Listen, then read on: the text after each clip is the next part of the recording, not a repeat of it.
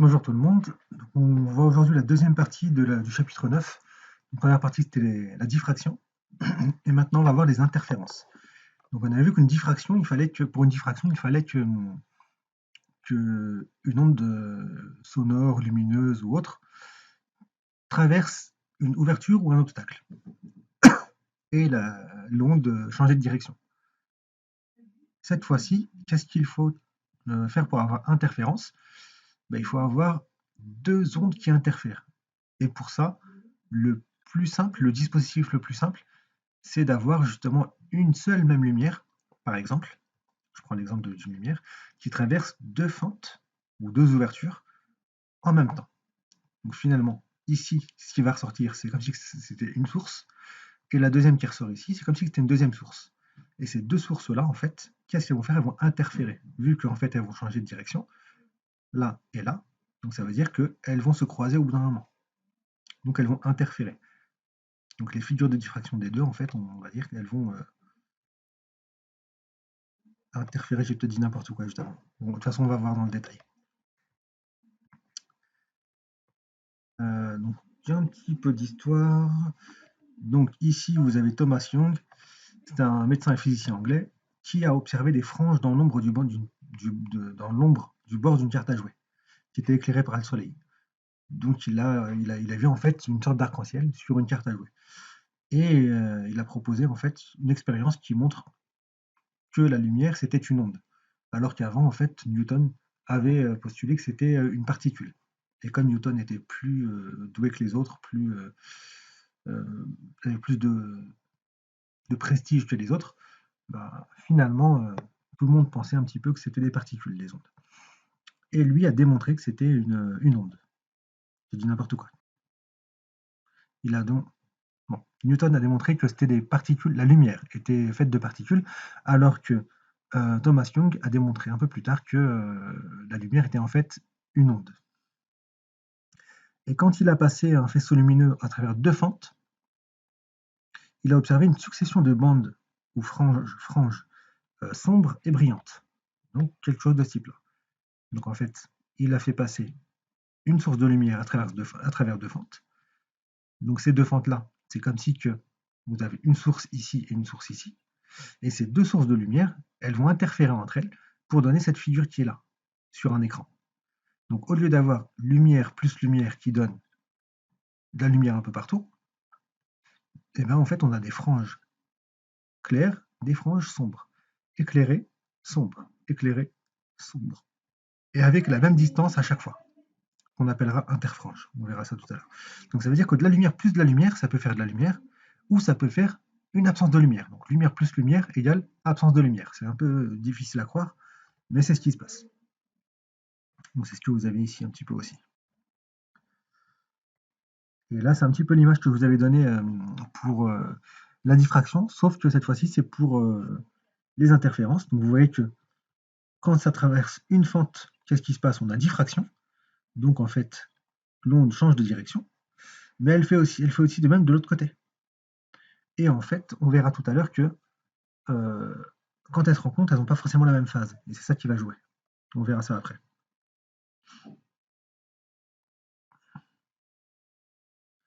Ça, je vous laisse le lire.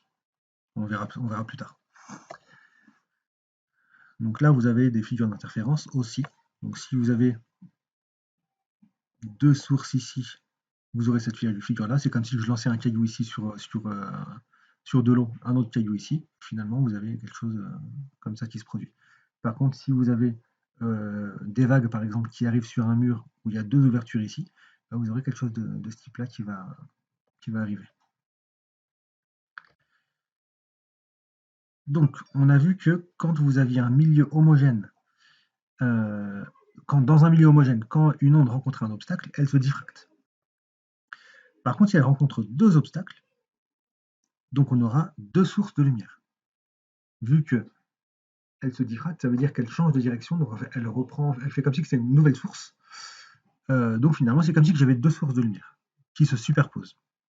C'est ce que je viens de vous dire depuis tout à l'heure. Donc finalement, à la diffraction va se superposer une figure d'interférence. Donc c'est quoi la figure de diffraction? C'est celle-ci. D'accord?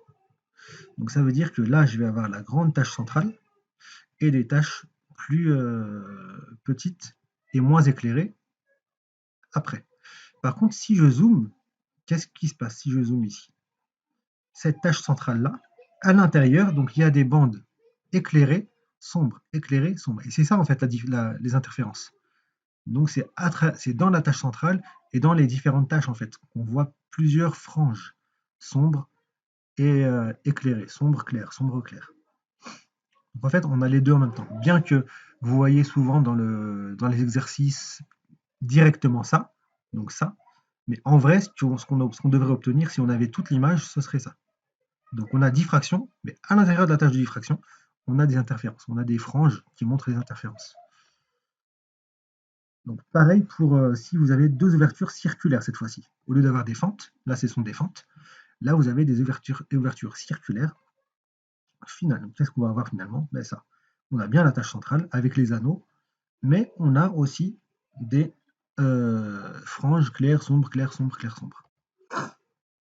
Qu'est-ce qu'il faut pour avoir interférence? Donc il faut que deux ondes se superposent. Et deuxième chose, il faut que ces sources soient cohérentes et synchrones. Et qu'elles puissent se superposer, donc qu'elles partagent un même espace, forcément. Qu'est-ce que ça veut dire deux ondes cohérentes? Ça veut dire que leur déphasage doit être constant au cours du temps. Ça veut dire que, imaginez, je vous dis n'importe quoi, imaginez que le déphasage, ça voudrait dire que... qu'est-ce que je pourrais dire? Enfin, je donne des valeurs. Ça voudrait dire qu'une onde a une valeur 5, pendant que l'autre onde a une valeur 2. Mais au fur et à mesure qu'elle avance, la première onde aura une valeur de 7 et la deuxième aura une valeur de 5, etc. Et en avançant au fur et à mesure du temps, si la différence entre ces deux phases est constante, donc 5 moins 2, ça fait 3, 7 moins 4, ça fait 3 aussi. Je ne sais pas si c'est les valeurs que j'avais données au départ, mais bon. Mais en tout cas, si ça avance en même temps, vous aurez toujours le même déphasage entre les deux. Et c'est ça en fait des sources cohérentes. Par contre, s'il y en a une qui, entre guillemets, avance plus vite que l'autre, le déphasage va augmenter. S'il y en a une qui avance l'autre plus lentement que l'autre, si la première avance plus lentement que l'autre, elle va diminuer. Deux sources cohérentes, c'est quand le déphasage est constant au cours du temps. Donc il faut absolument avoir ça pour avoir une figure d'interférence. Et deux sources synchrones, ce sont des sources simplement qui ont la même fréquence. Donc pour avoir des interférences, il faut que les sources soient synchrones, donc aient la même fréquence, premièrement, et il faut qu'elles soient cohérentes, donc qu'elles aient un déphasage constant au cours du temps entre les deux. On verra après toute cette histoire de phase, hein, juste après, ne vous inquiétez pas. Et ça, en fait, c'est très compliqué d'avoir des sources qui aient le même déphasage au cours du temps. Des sources de même fréquence, c'est facile, on prend des lasers.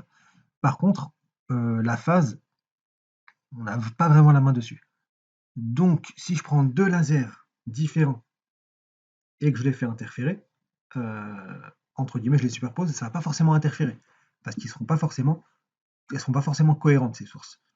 Donc, pour être sûr d'avoir des interférences, le mieux, c'est de faire comme il y a ici, les fentes de Young. Ça s'appelle les fentes de Young, des fentes, parce que c'est Monsieur Young qui a fait, Thomas Young qui a fait cette expérience.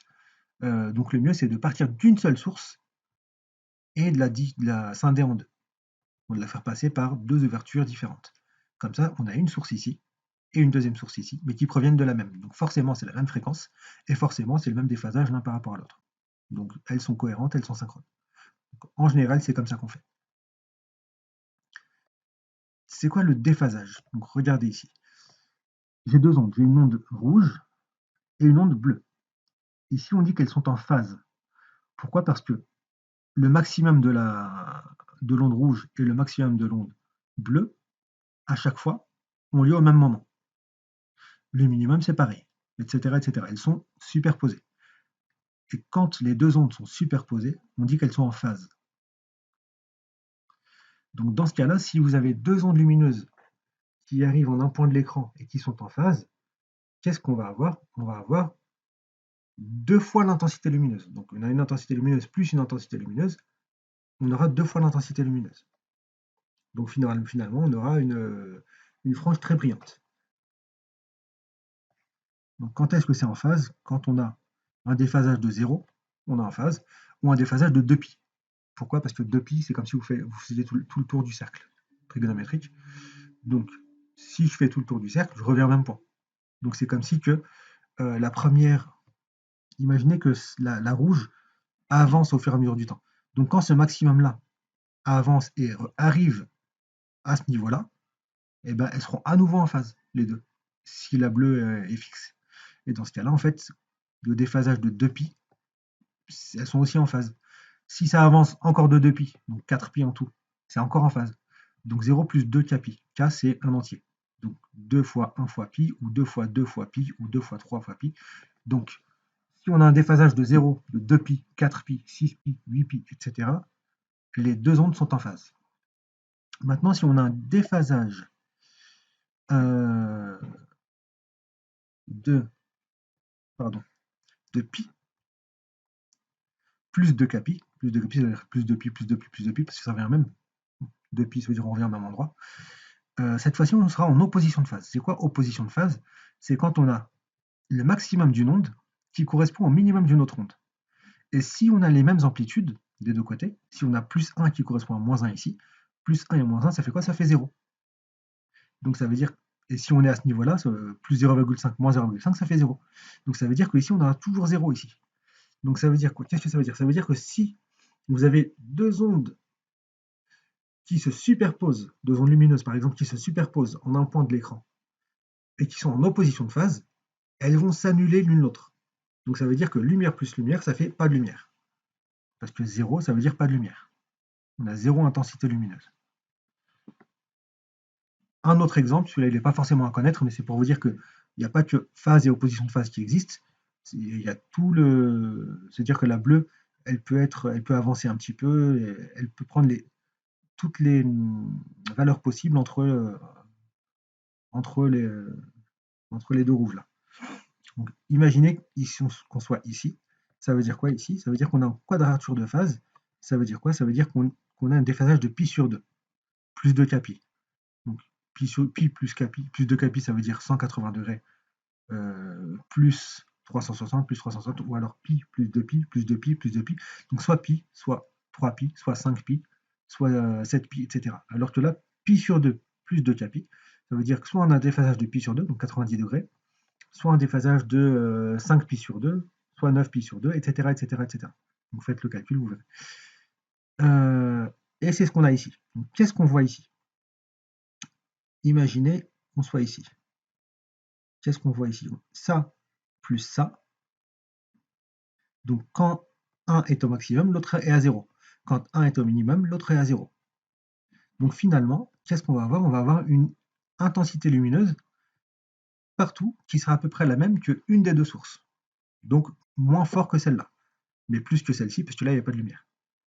Donc si on est en phase, on a une lumière forte, très intense. Si on est en opposition de phase, on n'a pas de lumière. Mais si on est entre les deux, on va avoir une lumière moins importante que la première. Donc, je ne sais pas si j'ai été clair, j'espère. Sinon, revoyez cette partie du cours ou posez des questions. Petit exemple, regardez ici. Ça, c'est une onde qui avance. Ça, c'est une onde qui reste stable. C'est juste pour vous montrer en fait les différentes valeurs possibles. Imaginez qu'on soit en phase. Donc ça veut dire qu'on va attendre que ce maximum soit au niveau de ce maximum. Qu'est-ce qui se passe? On était au maximum là. Donc ça, c'est la somme des deux. Donc à chaque fois qu'on est en phase, on va attendre ici. Là, on est en phase. Donc là, on est au maximum au niveau de la courbe violette. Donc à chaque fois qu'on est en phase, on aura beaucoup de lumière. Maintenant, on va attendre qu'on soit en opposition de phase. Donc maximum ici correspond au minimum ici. On est à 0. Encore une fois, maximum, minimum, on est à 0. Donc on n'a pas de lumière. Équation de phase, c'est entre les deux. Ça veut dire que on a pile poil la même amplitude que celle-ci. Donc c'est à peu près la même chose ici. Oh, je ne sais pas pourquoi j'ai fait apparaître ça, mais peu importe. Maintenant, on va expliquer pourquoi en fait on a interférence. Pour expliquer pourquoi on a interférence, je suis obligé de passer par ce qu'on appelle le chemin optique. Parce qu'en fait, on va parler ensuite de différence de chemin optique. Donc qu'est-ce que le chemin optique? C'est une sorte de distance en fait. Le chemin optique d'un rayon de lumière est égal au produit de la distance qu'a parcouru ce rayon, multiplié par l'indice de réfraction de ce milieu. L'indice de réfraction de ce milieu.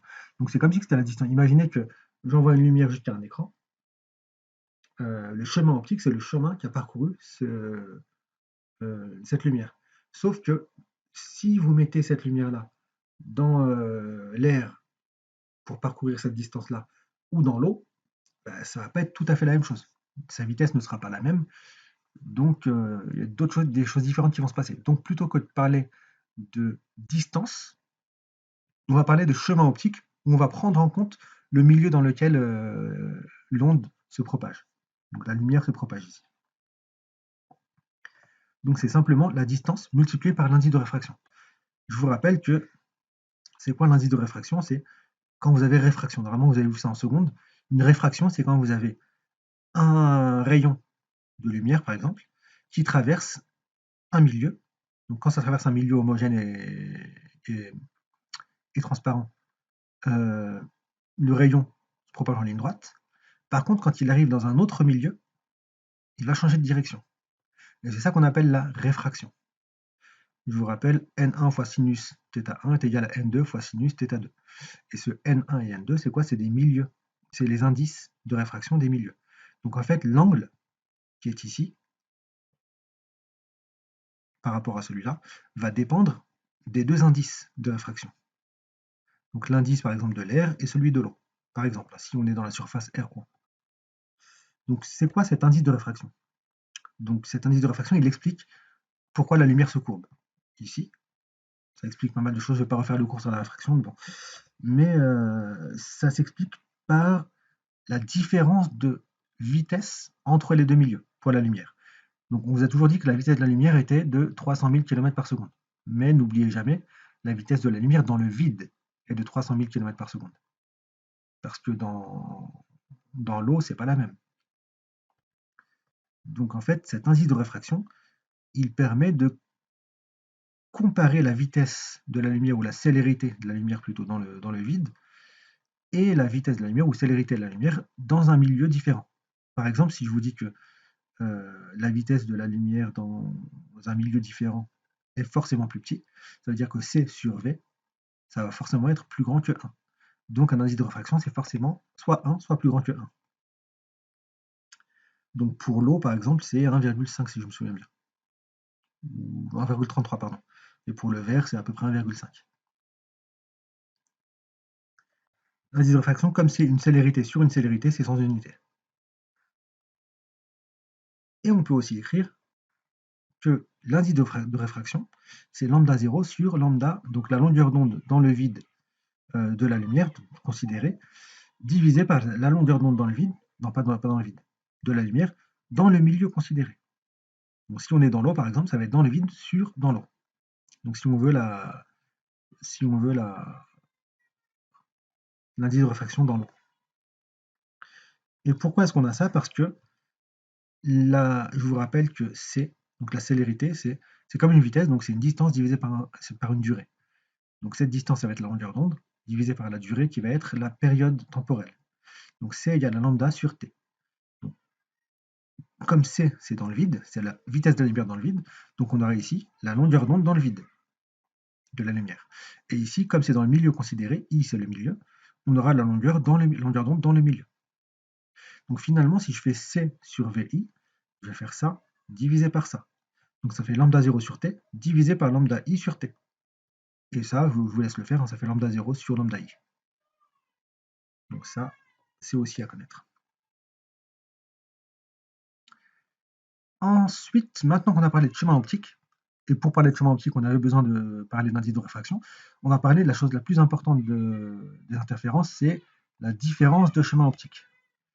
Donc la différence de chemin optique, c'est, vous voyez ici que pour arriver à cet endroit-là, la lumière, vous avez l'écran ici. Là, vous avez les deux fentes. Donc la lumière de cette source-là va parcourir une certaine distance, et par rapport à là, elle va parcourir une autre distance.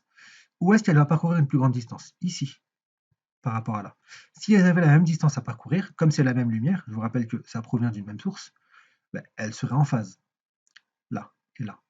Par contre, là, elle a une distance plus grande à parcourir par rapport à là. Donc, elles ne seront pas forcément en phase. Si cette distance qu'elle parcourt lui permet d'être décalé de 2π, elle sera encore en phase. Par contre, si ça lui permet d'être décalé de π, ou de 3π ou de 5π, elle sera en opposition de phase. Et dans ce cas-là, on n'aura pas de lumière.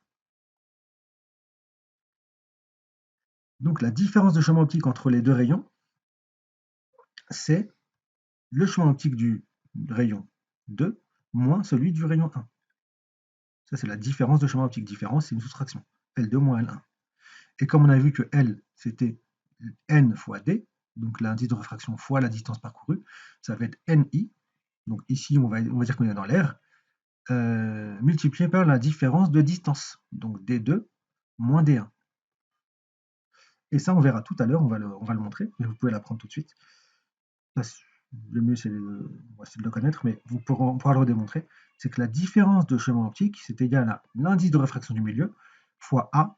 Attention, cette fois-ci, je ne sais pas pourquoi en fait ils ont appelé ça A aussi. J'aurais peut-être pu moi changer la lettre, mais bon. Dans la diffraction, je rappelle que A c'était la largeur d'une fente. Alors que ici, A, dans l'interférence, c'est la distance entre les deux fentes, entre les deux ouvertures, entre les deux ouvertures, on va dire. Donc c'est N fois A fois Y. M, c'est quoi Y? M, c'est par rapport à l'axe au repère qu'on a pris, c'est à quelle position, donc quelle est l'ordonnée du point M. Donc si on s'intéresse au point M ici, on veut savoir si ici j'aurai une frange brillante ou une frange claire, n'importe quoi, brillante ou sombre, donc claire ou sombre. Donc dans ce cas-là, en fait, je vais prendre YM divisé par D. En fait, on a juste à faire la mesure. Donc ça, c'est la différence de marche. Pourquoi est-ce qu'on parle de différence de marche? Parce que, je viens de vous le dire, ça va avoir un impact sur la différence de phase entre les deux. Donc le déphasage.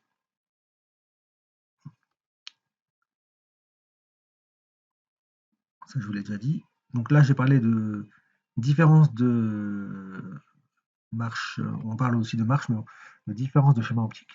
Mais aussi, on peut aussi parler de retard. Donc en fait, tout ce qui est distance, on peut aussi faire le parallèle avec le temps. Donc ça veut dire qu'on peut se dire que cette onde-là, vu qu'elle a une distance plus grande à parcourir que cette onde-là, et comme ces deux ondes, ce sont des mêmes sources et c'est la lumière, donc elles vont à la même vitesse. Elles sont dans le même milieu, elles vont à la même vitesse. Donc ça veut dire que celle-ci va arriver plus tard que celle-ci. Donc elle va avoir un certain retard. Donc quel retard elle va avoir?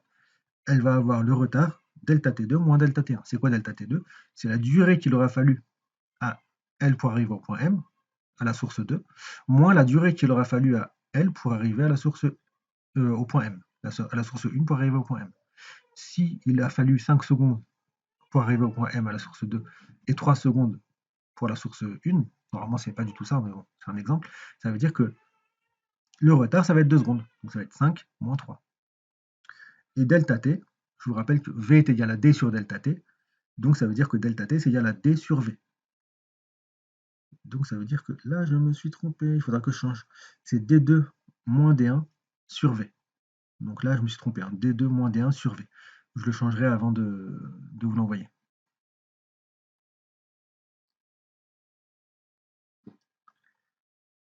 Or, qu'est-ce qu'on sait? L'indice de réfraction, c'est C sur V. Donc NI, c'est égal à C sur VI. Donc ça dépend du milieu. Donc V, c'est égal à C sur N. Donc finalement, qu'est-ce qu'on peut dire? Que le retard, c'est égal à D1 moins D2 sur V. Et si je remplace V par C sur N, donc divisé par une fraction revient à multiplier par l'inverse de cette fraction. Donc divisé par C sur N, ça revient à multiplier par N sur C. Donc finalement, le N se retrouve en haut. Donc on a N fois D1 moins D2. C'est D2 moins D1, en fait, je me suis trompé, hein, ici, partout, en fait, divisé par C. Et finalement, c'est quoi N fois D1 moins D2? Fois D2 moins D1 plutôt. C'est la différence de chemin optique. Donc le retard, c'est la différence de chemin optique divisé par la célérité de la lumière. Donc soit ça, peu importe. Comment on a fait pour calculer cette différence de chemin optique? Donc ce que vous avez, mince, j'espère que ça va revenir. On va attendre un petit peu. C'est bon. Donc, comment est-ce qu'on fait pour calculer cette différence de chemin optique? Donc, ce qu'on avait ici. Non, pas ici. Ce qu'on avait, je reviens en arrière. Voilà. Comment on a fait pour calculer ça? C'est ce qu'on va faire maintenant.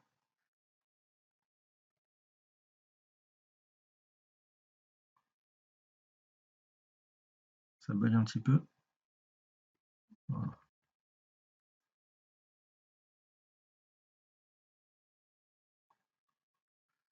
Désolé, je ne sais pas ce qui se passe avec l'ordinateur.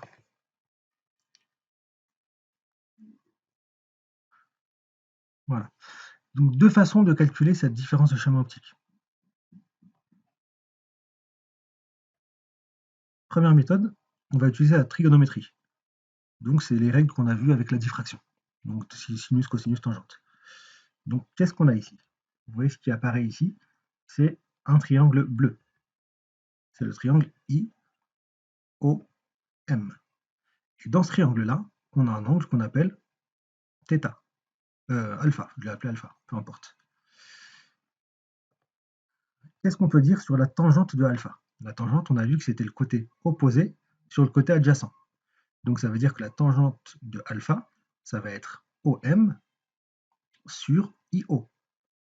OM c'est YM et IO c'est D. Donc YM sur D. Mais on a vu aussi que tangente c'était sinus sur cosinus. Donc ça veut dire que si je remplace tangente par sinus sur cosinus, ça fait sinus alpha sur cosinus alpha est égal à YM sur D. Donc finalement, je veux isoler le sinus.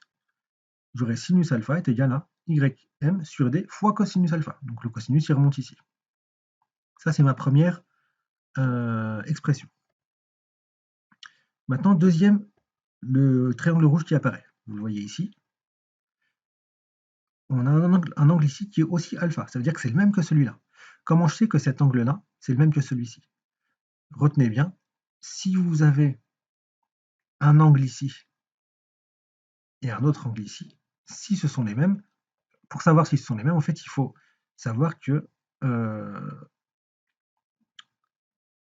il faut voir en fait les perpendiculaires de ces deux demi-droites.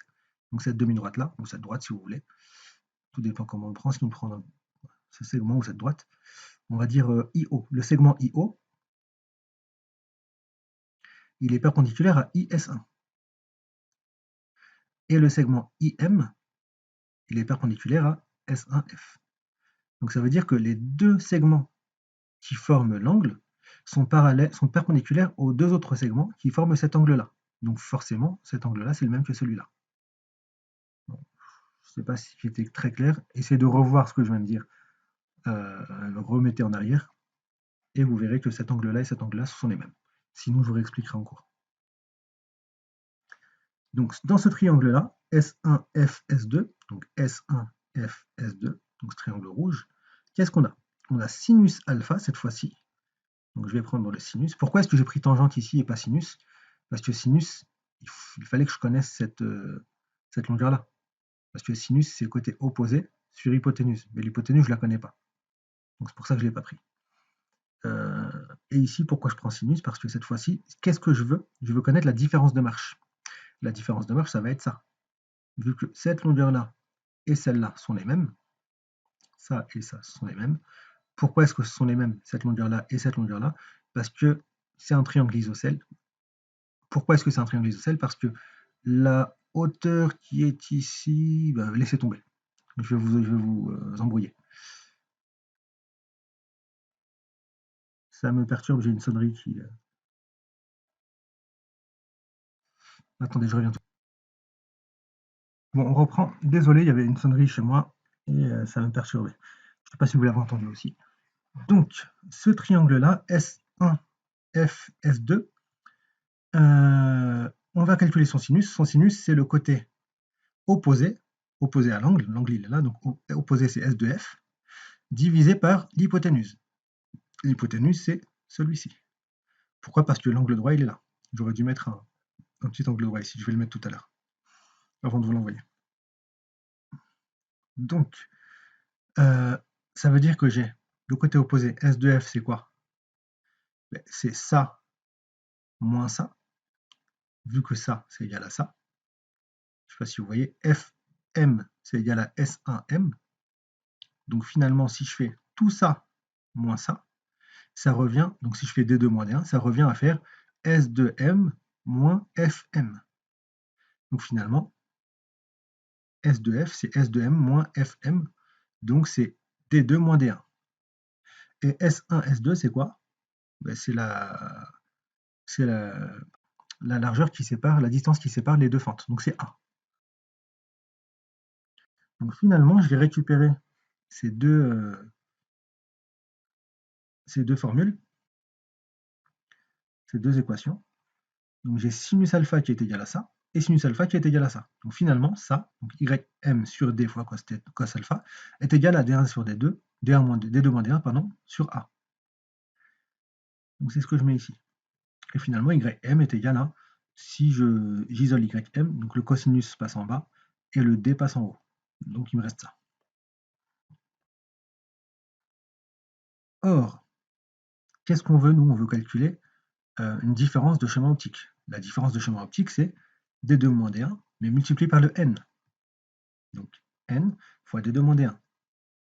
Donc finalement, d2 moins d1, c'est la différence de chemin optique divisée par n. Je fais passer le n de l'autre côté. Et donc je vais remplacer ce d2 moins d1 par la différence de chemin optique sur n, ici. Donc finalement, au lieu d'avoir d2 moins d1, là je vais avoir delta et un n en bas. Donc delta ici et n en bas. Donc c'est ce que j'ai ici. Et on fait l'approximation des petits angles. Je vous rappelle que dans l'approximation des petits angles, on a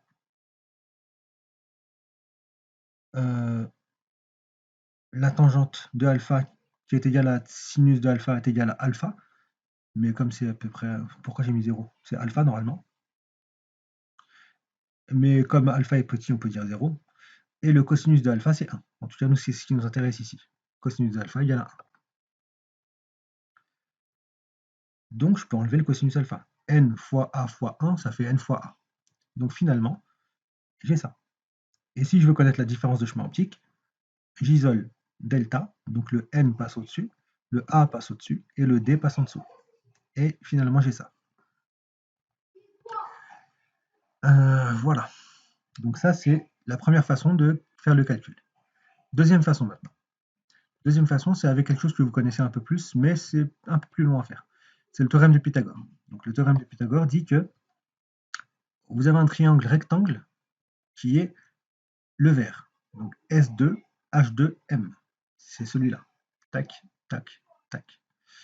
Donc finalement, je peux dire que ça au carré, donc l'hypoténuse au carré, c'est égal à ça au carré, plus ça au carré. C'est ce que j'ai mis là.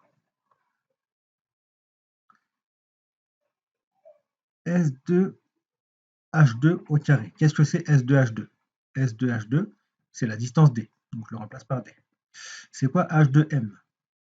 H2M, c'est rien d'autre que ça. C'est quoi cette distance-là? H2O, c'est la moitié de A, donc c'est A sur 2, plus quoi? Plus toute cette longueur-là, donc YM. C'est ce que j'ai ici, YM plus A sur 2 au carré. Et ensuite, S2M, qu'est-ce que c'est? S2M, c'est D2, donc D2 au carré. Donc finalement,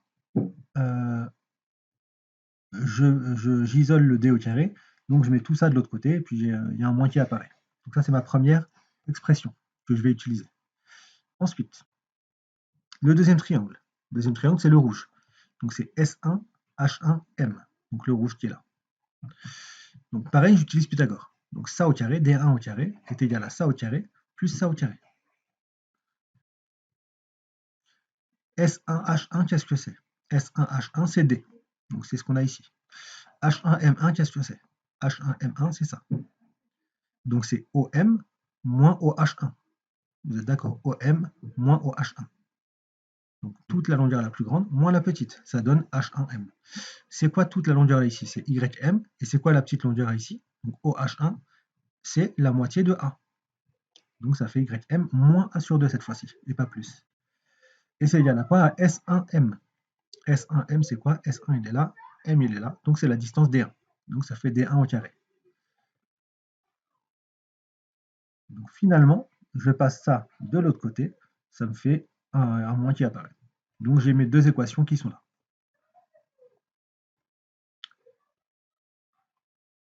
Donc finalement, j'ai d au carré ici, d au carré ici, c'est égal à ça d'un côté et c'est égal à ça de l'autre côté. Donc finalement, je peux dire que tout ça est égal à tout ça. C'est ce que j'ai mis là. Donc ça est égal à ça. Et finalement, qu'est-ce qu'on fait ici? On n'a plus qu'à développer en fait. Comment je développe? Vous vous rappelez que a plus b au carré, c'est a carré plus 2ab plus b carré.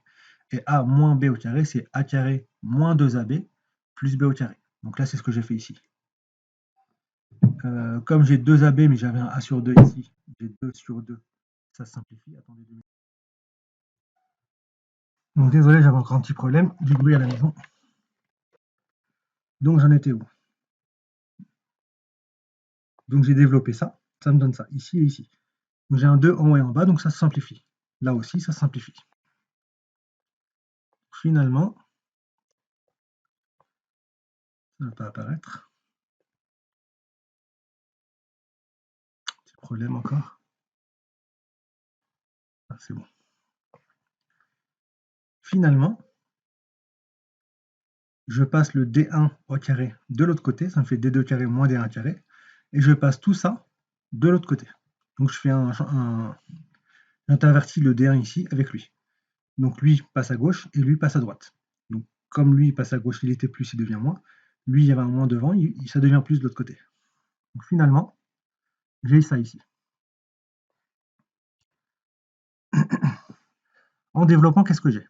J'ai ym plus aym plus a au carré sur 4. Donc c'est ce que j'ai ici. Moins, quand j'ai un moins devant une parenthèse, ça change tous les signes de la parenthèse.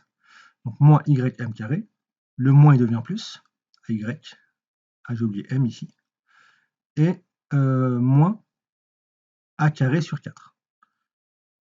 Qu'est-ce que je fais apparaître ici? Ym moins ym au carré, ym carré moins ym au carré, ça se simplifie, ça s'annule, pardon, et a carré sur 4 moins a carré sur 4, ça s'annule aussi. Donc qu'est-ce qu'il me reste?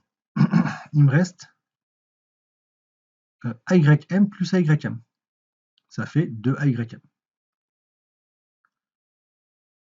Maintenant, rappelez-vous, ce que je veux faire apparaître, c'est la différence de chemin optique. Dans la différence de chemin optique, il y a D2 moins D1. Comme il y a D2 moins D1, moi j'ai D2 carré moins D1 carré. Comment faire apparaître D2 moins D1? Il faut connaître votre identité remarquable. A carré moins B carré, c'est A plus B fois A moins B. Donc c'est ce que je fais ici. Ça moins ça, fois ça plus ça. Comme ça, je fais apparaître ici le D2 moins D1. Donc le D2 moins D1, c'est égal à 2AYM divisé par lui, D2 plus D1. Le problème, c'est que je ne connais pas D2, je ne connais pas D1. Donc par la définition de la différence de chemin optique, qu'est-ce que je sais? Je sais que la différence de chemin optique, c'est NI fois D2 moins D1. Donc, c'est NI fois tout ça. Donc finalement, c'est 2 fois NI fois ce que vous voyez ici. Petite approximation. Cette fois-ci, ce n'est pas une approximation par rapport à des angles, c'est une approximation par rapport au fait que dans les conditions d'expérience, quand vous faites cette expérience-là, vous allez le voir en TP, les fentes sont assez proches l'une de l'autre. Elles sont très éloignées de l'écran, qui est à quelques mètres. Et donc, la figure de diffraction n'est pas très grande. La figure d'interférence, pardon, n'est pas très grande. Elle fait quelques centimètres. Donc, quelques centimètres par rapport à quelques mètres qui sont là, c'est très petit. Donc, ça veut dire que D est largement supérieur à Y. Donc, ça veut dire que, imaginez, comme ici, c'est pas à l'échelle, imaginez que ça, ce soit encore plus grand. Parce que c'est pas à l'échelle, normalement, ça fait plusieurs mètres. Si l'écran faisait plusieurs mètres, qu'est-ce qu'on aurait ici? On aurait le D2 qui serait loin là-bas et le D1 qui serait loin là-bas. Et en fait, cet angle-là serait très petit, celui-là aussi. Parce que la figure de diffraction, elle est tellement petite qu'elle se fait en fait très proche du centre. Donc finalement, D2 plus D1. D2 c'est pratiquement D, D1 c'est pratiquement D, donc D2 plus D1 c'est pratiquement 2D.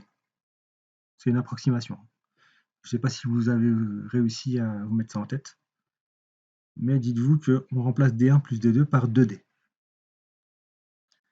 Donc finalement, si je remplace D2 par D1 ici par 2D, j'ai les 2 ici et le 2 ici, donc il y avait un 2 ici, qui se simplifie. 2 sur 2, ça fait 1, ça se simplifie. Et finalement, j'ai ma différence de chemin optique qui est égale à NI fois AYM sur D. Ce qu'on a trouvé tout à l'heure. Donc c'est les deux façons de retrouver cette différence de chemin optique. Donc maintenant, on va voir ce qui est des interférences constructives et des interférences destructives. Donc quand on a ici une différence de chemin optique qui est un multiple de la longueur d'onde de l'onde émise. Donc si la différence de chemin optique qu'on a calculée tout à l'heure entre les deux ondes est égale à la longueur d'onde de l'onde, ou est égale à 2 fois la longueur d'onde, 3 fois la longueur d'onde, ou 4 fois la longueur d'onde, dans ce cas-là, les interférences seront constructives. Donc on va avoir une frange claire, lumineuse, ici, ou ici, ou ici, etc. Donc tout ce qui est clair. Par contre, si on a un...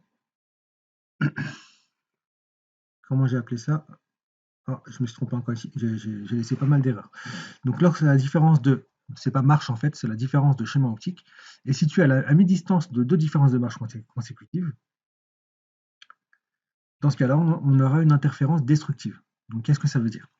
Imaginez, je donne un exemple, imaginez que la longueur d'onde soit égale à 10 nanomètres, je dis n'importe quoi. Ou, non, pour que ce soit plus simple, je vais même dire 10 nanomètres, on va dire 10 nanomètres. Non, c'est un peu compliqué. Imaginez que je dise une longueur d'onde qui est égale à 10 mm. Donc si la différence de chemin optique est de 10 mm, ou de 20 mm, ou de 30 mm, donc un multiple de 10, dans ce cas-là, on aura des interférences constructives, donc une frange claire. Ça veut dire que les ondes seront en phase. Par contre, si j'ai pile poil entre les deux, donc pour les interférences constructives, c'était quoi? C'était soit 10, 20, 30, 40, 50.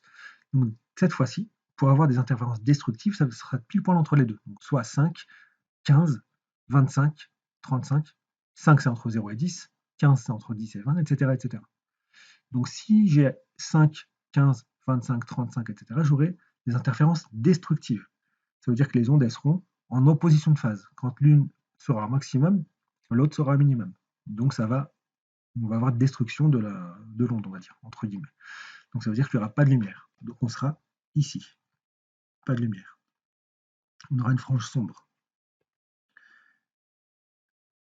Donc, comme tout à l'heure, j'ai toujours pas changé, parce que ça c'était dans l'ancien programme. Maintenant, c'est différence de chemin optique. Donc je changerai sur le PDF. On obtient une frange claire si on a un multiple de la longueur d'onde. Donc si la différence de chemin optique est un multiple de la longueur d'onde, proportionnel à la longueur d'onde.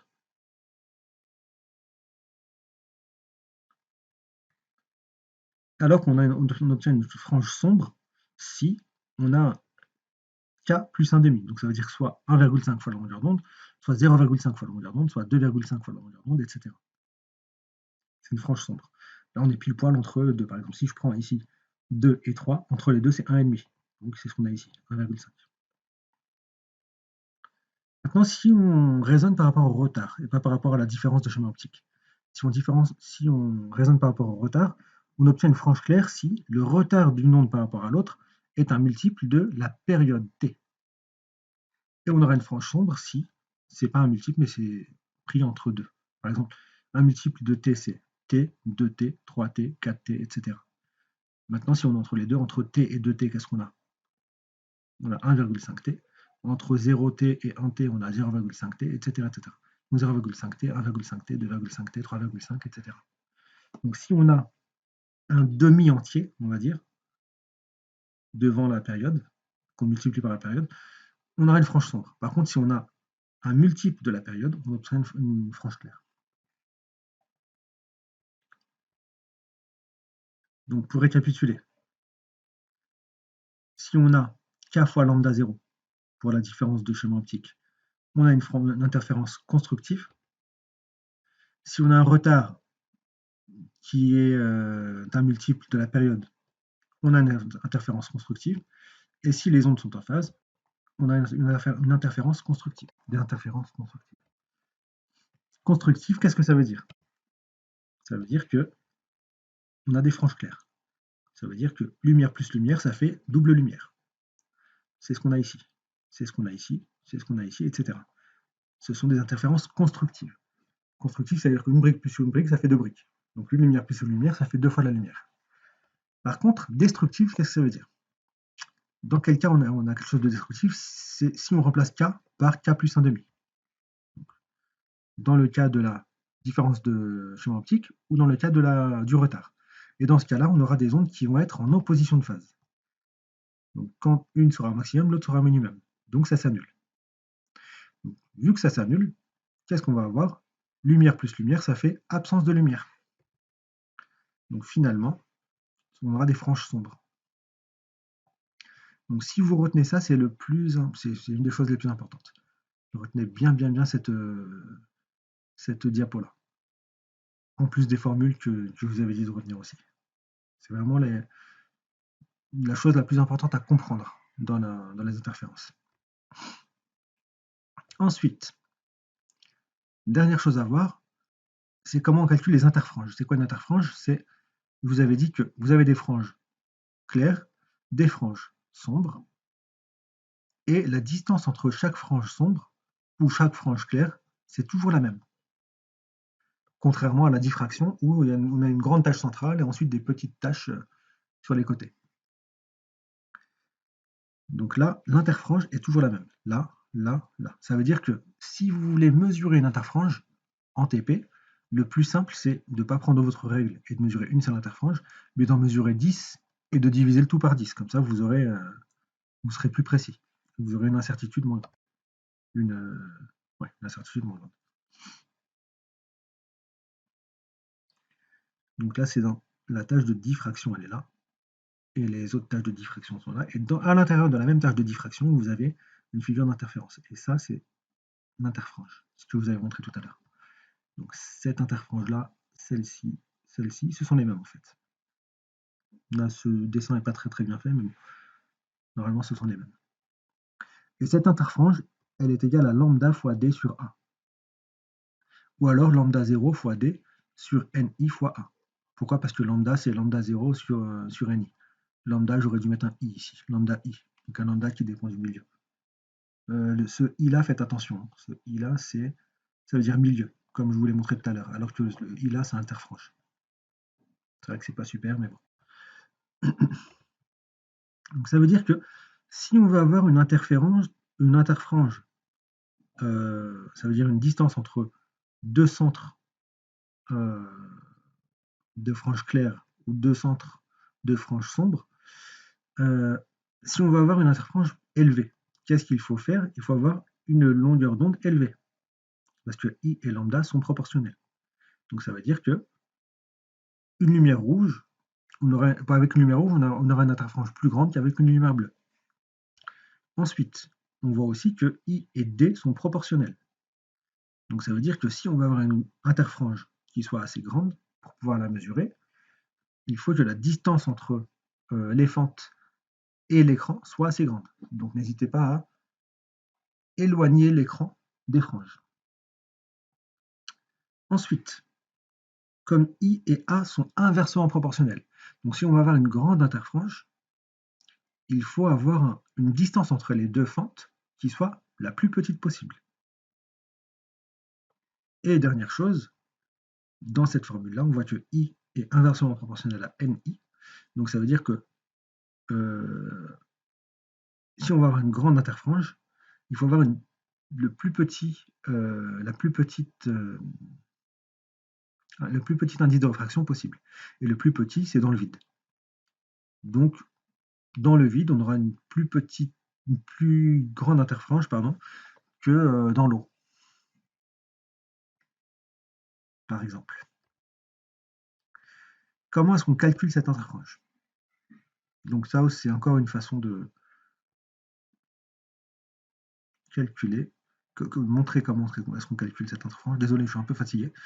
Des fois, je dis des bêtises. Donc, quelques petits rappels. Une interfrange constructive, c'est quand on a la différence de chemin optique qui est égale à k fois lambda 0. Ça, on l'a déjà vu. Interférence destructive, c'est quand on a k plus 1,5 fois lambda 0. Quoi d'autre? La première interférence constructive correspond à k égale 0. Parce qu'en fait, k, ça peut être égal à 0, 1, 2, 3, 4, 5. Donc la première interférence constructive, c'est k égale 0. Ça veut dire que ça va être celle-là. La deuxième, c'est k égale 1, ça va être celle-là. K égale 2, ça va être celle-là, etc., etc., etc. Donc si k égale à 0, ça veut dire qu'on aura delta qui va être égal à 0 fois lambda. Donc ça fait 0. Ça veut dire que si delta égale à 0, ça veut dire que D2 égale à D1. Ou D1 égale à D2. Donc on est au point O. Donc on est pile poil au centre des deux franges, de l'autre côté sur l'écran. J'aurais dû vous mettre le schéma. Au point O, revenez sur le schéma. Et au centre, c'est une frange claire, c'est la frange claire centrale, celle-ci. La différence de marche, différence de schéma optique, je vais encore changer ça, c'est égal à ça. Donc ça veut dire que YM, si je change, D remonte en haut, N, I et A descendent, on a cette expression-là. La deuxième interférence constructive, donc celle-ci, c'est quand K est égal à 1. Donc ça correspond à deux franges claires qui encadrent la frange claire centrale. Donc soit celle-là, K égale à 1. Et on peut faire la même chose avec les franges sombres. Donc, qu'est-ce qu'on veut, nous? C'est calculer l'interfrange. L'interfrange, c'est quoi? C'est YK plus 1 moins YK. Donc, tout à l'heure, on a vu que YM,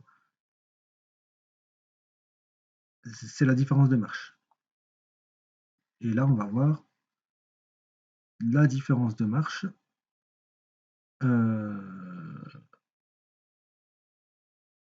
en remplaçant delta par... Moi, ce que je veux, en fait, c'est plutôt que de faire interfrange, donc ça moins ça, j'aurais pu l'avoir. À la place, j'ai fait ça moins ça. D'accord? Ou alors ça moins ça. Donc j'ai pris deux franges claires successives au lieu de deux franges sombres. Mais j'aurais pu faire deux franges sombres. D'ailleurs, dans la réalité, c'est plutôt ce qu'on fait. Mais dans les calculs, on fait ce qu'on veut. Donc deux franges claires successives. La frange claire, ça va être quoi? Ça va être, je remplace le delta ici par k lambda, k delta 0, pardon. K lambda, pardon, 0. Pourquoi? Parce que c'est ici qu'on a des franges claires. Donc, k plus 1, ça va être k plus 1 fois lambda 0. Et yk, ça va être k fois lambda 0. Donc, je remplace juste le delta par k plus 1 fois lambda 0 ou par k fois lambda 0. Sinon, le reste, c'est pareil. Finalement, qu'est-ce que je vais avoir? Je développe. J'ai k fois lambda 0 fois d plus lambda 0 fois d au-dessus. Et ensuite, moins ça. Donc, finalement, je vais avoir k lambda 0 d sur na moins k lambda 0 d sur na. Donc, ça veut dire que ça et ça va s'annuler. Qu'est-ce qui va me rester? Lambda 0 d sur na. N'oubliez pas, il y a na aussi. Donc finalement, l'interfrange est égale à lambda 0 d sur na. Et là, on a montré la formule que je vous ai donnée juste avant. Petit exemple d'interférence de deux sources de lumière blanche. C'est un petit peu comme pour la diffraction. Deux sources de lumière blanche. Ça va donner à peu près ça. Je vous laisse réfléchir par vous-même, peu importe. Parce que j'ai pas envie de vous... En fait, je suis fatigué. J'ai pas envie de vous embrouiller. Je vous expliquerai peut-être ça en cours. Quand on se reverra. Bon, ce que je peux vous expliquer déjà, c'est... Regardez ici par exemple le violet. Qu'est-ce qu'on a vu? On a vu que le violet a une... Non, laissez tomber. Je reverrai ça plus tard. Parce que même moi, sur mon explication, je ne vais pas être très clair sinon. Donc les ondes mécaniques.